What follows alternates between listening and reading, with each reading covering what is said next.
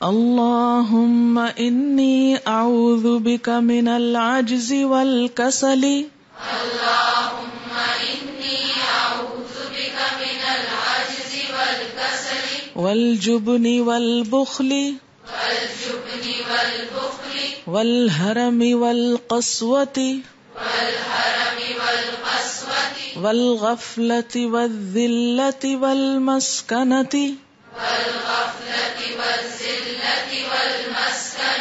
وأعوذ بك من الفقر والكفر والفسوق والشقاق والنفاق والسمعة والرياء وأعوذ بك من الصمم والبكم والجنون والجذام والبرص وسيء الأسقام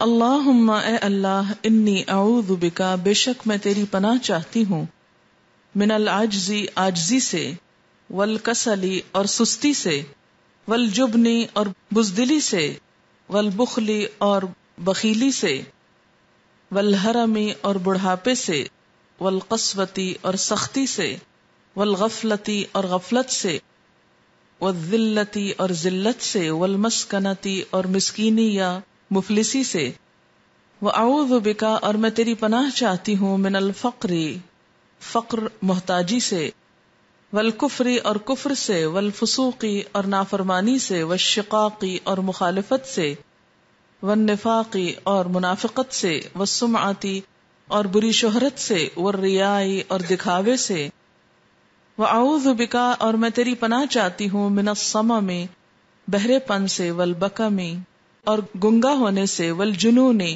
اور پاگل ہونے سے والجزامی اور جزام سے یعنی بیماری کا نام ہے کوڑھ والبرسی اور برس سے وسیء الاسقام اور تمام بری بیماریوں سے. بہت ہی عمدہ دعا ہے جس میں ہر اس چیز سے اللہ کی پناہ طلب کی گئی ہے جو انسان کو اذیت دینے والی ہے، اور انسان اگر ان میں سے کسی ایک چیز میں مبتلا ہو جائے تو اس کی زندگی دوبھر ہو کر رہ جاتی ہے. اب دیکھیں کہ ان میں سے کوئی بھی چیز جس میں انسان مبتلا ہو، اس کی عبادت میں خلل، اس کے کام میں خلل، اس کی اطاعت میں، اس کی زندگی میں مشکلات ہی مشکلات شروع ہو جاتی ہیں. اس میں سب سے پہلے تو اللہم انی اعوذ بک من العجز، یا اللہ میں عاجزی سے تیری پناہ چاہتی ہوں. عاجزی دو طرح کی ہوتی ہے، ایک ہے ریکوائرڈ جو پسندیدہ ہے، جو مطلوب ہے، جو چاہیے، جو ہونی چاہیے، اور دوسری عاجزی یعنی عاجز آنا، کسی بھی کام سے عاجز آ جانا اور اس کو کرنے کی طاقت نہ ہونا یہاں مراد ہے جس سے پناہ مانگی گئی ہے.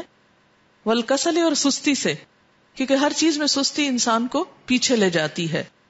والجبن اور بزدلی سے، بزدل ہونا اور ہر وقت خوف زدہ رہنا اور ہر چھوٹی بڑی چیز سے ڈر جانا اور کرج کا نہ ہونا، یہ بھی انسان کو عمل سے دور کر دیتا ہے.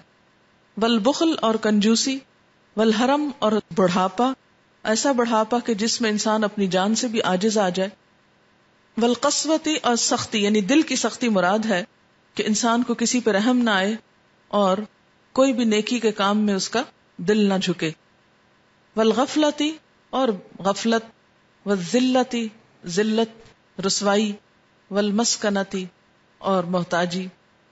وَأَعُوذُ بِكَ مِنَ الْفَقْرِ، یہاں فقر سے مراد بھی محتاجی ہے، لیکن فقر مسکنت کے مقابلے میں شدید محتاجی کے لیے استعمال ہوتا ہے. والکفر والفسوق، کفر اللہ کا انکار اور فسوق نافرمانی. والشقاق اور مخالفت یعنی دین کی مخالفت، اللہ اور اس کے رسول کی مخالفت، کیونکہ بعض چیزوں میں ہم انہی کا مذاق اڑانے لگتے ہیں جو انسان کے سارے اعمال کو برباد کر کے رکھ دیتا ہے. والنفاق اور منافقت. والسمعہ بری شہرت یعنی برائی میں نام پیدا ہو. والریا اور دکھاوے کے لیے کوئی کام کرے انسان نیک. اور اسی طرح بہرے پن سے کہ میں سن نہ سکوں، اس سے بھی آپ دیکھیں کہ انسان کتنی بڑی خیر سے محروم ہو سکتا ہے. ایک قرآن کا سننا ہی کتنی بڑی نعمت ہے، اگر انسان سن ہی نہ سکے تو وہ کتنی بڑی نعمت سے محروم ہو کر دنیا سے جائے. اسی طرح بکم گنگا پن کے بول نہ سکے.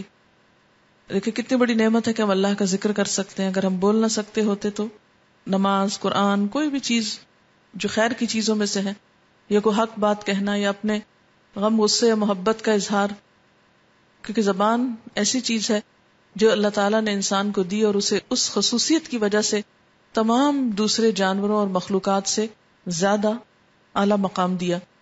الرحمن علم القرآن خلق الانسان علمہ البیان. تو بولنے کی قوت جو ہے وہ انسان کو تمام مخلوقات کے مقابلے میں ممتاز کرتی ہے. اگر بول ہی نہ سکے تو انسان ایک بہت بڑی نعمت سے محروم ہے. والجنون اور پاگل پن، یعنی دماغ خراب ہو جائے انسان کا اور اس کو اپنی بھی ہوش نہ رہے. والجزام، کوڑ یا سکن ڈیزیز. والبرس، یہ بھی سفید داغ کی بیماری کو کہتے ہیں جو سکن پر ہوتے ہیں. وسیع الاسقام، اور دیگر ساری بری بیماریاں جیسے کینسر ہے، یا جدید دور میں جو نئے نئے بیماریوں کے نام ہیں. اللہ ہر قسم کی بری بیماریوں سے تیری پناہ میں آتی ہوں. تو یہ بہت ہی حفاظت کی اور عمدہ دعا ہے جس کو پڑھتے رہنا چاہیے. اللہم انی اعوذ بک من العجز والکسل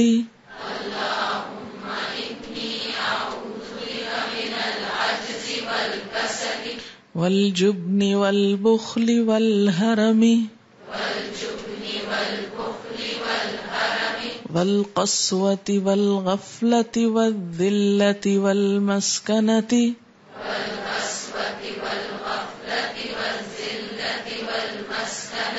وأعوذ بك من الفقر والكفر والفسوق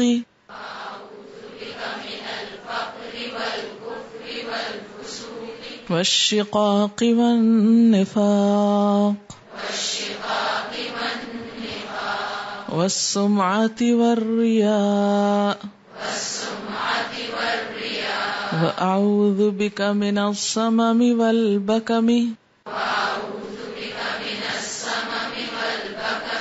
والجنون والجذام